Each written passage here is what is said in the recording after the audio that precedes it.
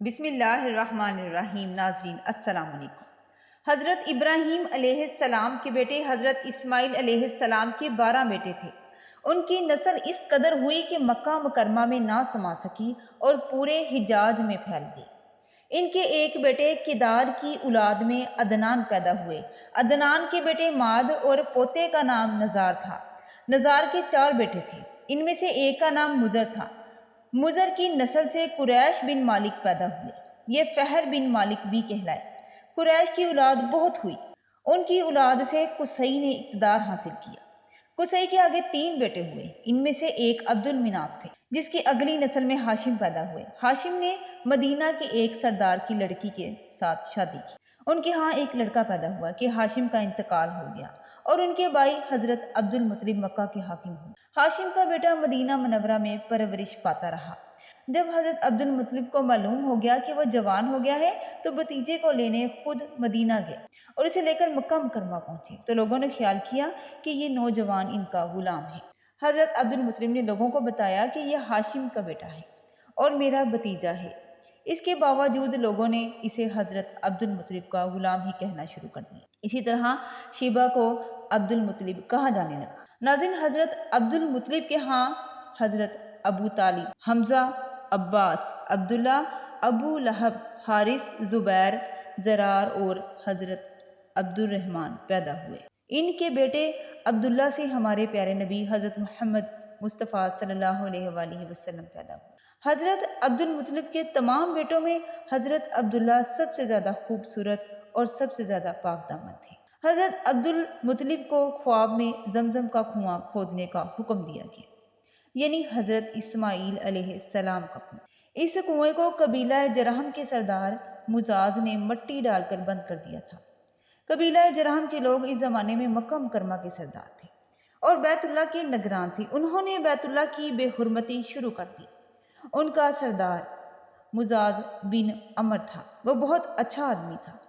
اس نے اپنے قبیلے کو سمجھایا کہ بیت اللہ کی بے حرمتی نہ کرو، مگر ان پر کوئی اثر نہ ہوا۔ جب مزاز نے دیکھا کہ ان پر کوئی اثر نہیں ہوا تو وہ اس قوم کو اس کے حال پر چھوڑ کر وہاں سے جانے کا فیصلہ کیا۔ انہوں نے تمام مال و دولت، تلواریں اور زرہیں وغیرہ خانہ کعبہ سے نکال کر زمزم کے کنویں میں ڈال کر اور اس کو مٹی سے بند کر دیا۔ کنواں اس سے پہلے خشک ہو چکا تھا، اب اس کا نام و نشان مٹ گیا تھا۔ کنواں بند رہا یہاں تک کہ قصی کے بعد حضرت عبد المطلب کا زمانہ آ گیا۔ انہوں نے خواب میں دیکھا کہ خواب میں انہیں زمزم کے کنویں کی جگہ دکھائی گئی اور اس کے کھودنے کا حکم بھی دیا گیا۔ حضرت علی سے روایت ہے کہ حضرت عبد المطلب نے بتایا کہ میں حجر اسود کے مقام پر سو رہا تھا کہ میرے پاس ایک آنے والا آیا۔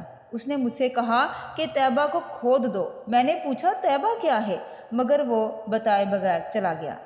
دوسری رات وہ پھر آیا، خواب میں وہی شخص تھا اور کہنے لگا کہ برہ کو کھود دو۔ میں نے پوچھا برہ کیا ہے، وہ کچھ بتائے بغیر چلا گیا۔ تیسری رات میں اپنے بستر پر سو رہا تھا کہ پھر وہی شخص خواب میں آیا۔ اس نے کہا کہ مجنونہ کھود دو، تو میں نے پوچھا مجنونہ کیا ہے، تو وہ بتائے بغیر چلا گیا۔ اس سے اگلی رات میں پھر اپنے بستر پر سو رہا تھا کہ وہی شخص پھر آیا اور بولا زمزم کھود دو۔ میں نے اس سے پوچھا کہ زمزم کیا ہے۔ اس بار اس نے کہا کہ زمزم وہ ہے جس کا پانی کبھی ختم نہیں ہوتا، جو حاجیوں کے بڑے بڑے مجموعوں کو بھی سیراب کرتا ہے۔ حضرت عبد المطلب کہتے ہیں کہ میں نے اس سے پوچھا یہ کنواں کس جگہ ہے، تو اس نے بتایا جہاں گندگی اور خون پڑا ہے اور کنواں ٹھونگے مار رہا ہے۔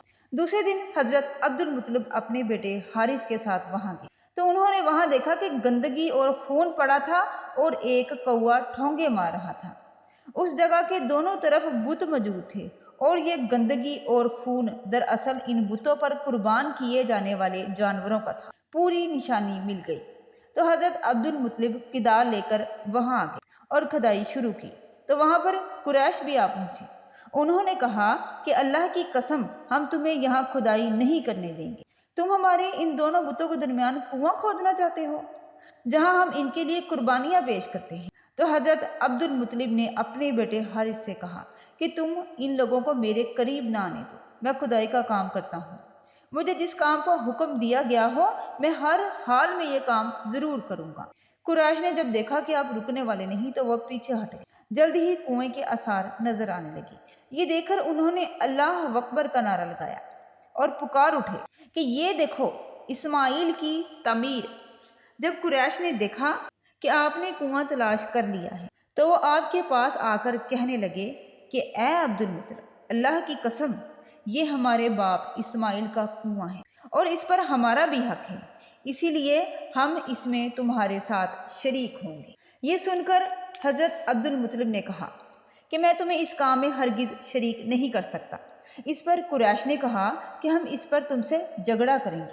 तो आपने फरमाया कि किसी से फैसला करवा लो। तो उन्होंने एक कहना से फैसला करवाना मंजूर किया। वो कहना मुल्क शाम के बलाई इलाके में रहती थी। चनाचे हज़रत अब्दुल मुत्तलिब और दूसरे कुरैश आपके साथ मुल्क शाम रवाना हुए। उस ज़माने में मुल्क हिजाज और शाम के दरमियान एक बेआबान मैदान था। जब वो लोग वहाँ पहुँचे तो वहाँ पानी ना मिलने की वजह से प्यास से निडाल हो गए, यहाँ तक कि इन्हें अपनी मौत का यकीन हो गया। अब उन्होंने इधर उधर पानी की तलाश शुरू कर दी। हज़रत अब्दुल मुत्तलिब उठकर अपनी सवारी के पास, जो ही इनकी सवारी उठी तो उसके पाँव के नीचे से पानी का चश्मा उबल पड़ा। तो उन्होंने पानी को देखकर अल्लाह अकबर का नारा लगाया। फिर सबने शेर होकर पानी पिया। पानी पीकर वो बोले कि अल्लाह की कसम, ए अब्दुल मुत्तलिब, ये तो तुम्हारे हक में फैसला हो गया। अब हम जमजम के बारे में तुमसे कोई झगड़ा नहीं करेंगे। इसी तरह कुरैश ने जान लिया कि हज़रत अब्दुल मुत्तलिब पर अल्लाह तबारक ताला मेहरबान है। कहना के बाद जाने का कोई फायदा नहीं। चनाचे सब वापस लौट आए। वापस आकर हज़रत अब्दुल मुत्तलिब ने कुएं की खुदाई शुरू की कि वहाँ से मालो दौलत, तलवारें और जरे निकल आई और इसमें सोना और चांदी वगैरह भी थे। ये देखकर कुरैश के दिल में लालच आया और उन्होंने हज़रत अब्दुल मुत्तलिब से कहा कि इसमें हमारा हिस्सा भी है। ये बात सुनकर हज़रत अब्दुल मुत्तलिब ने कहा कि इसमें तुम्हारा कोई हिस्सा नहीं। आपने 500 के तीरों से कुरा डाला और 2 तीर काबे के नाम से रखे और 2 हज़रत अब्दुल मुत्तलिब और 2 तीर कुरैश के लोगों के नाम। जब 500 फेंका तो मालो दौलत खाना काबा के नाम और तलवारें जरे हज़रत अब्दुल मुत्तलिब के नाम और कुरैश के नाम जो तीर थे वो किसी चीज़ पर न। इस तरह फैसला हो गया।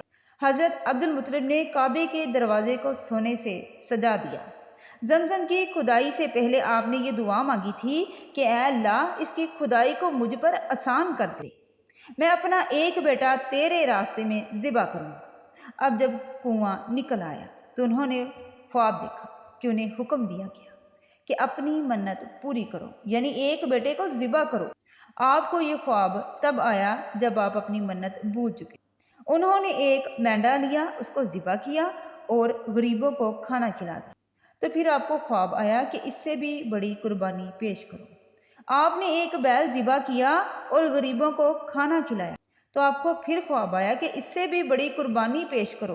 तो आपने एक ऊँट की कुर्बानी पेश की और गरीबों को खाना खिलाया। आपको फिर ख्वाब आया कि इससे भी बड़ी कुर्बानी पेश करो।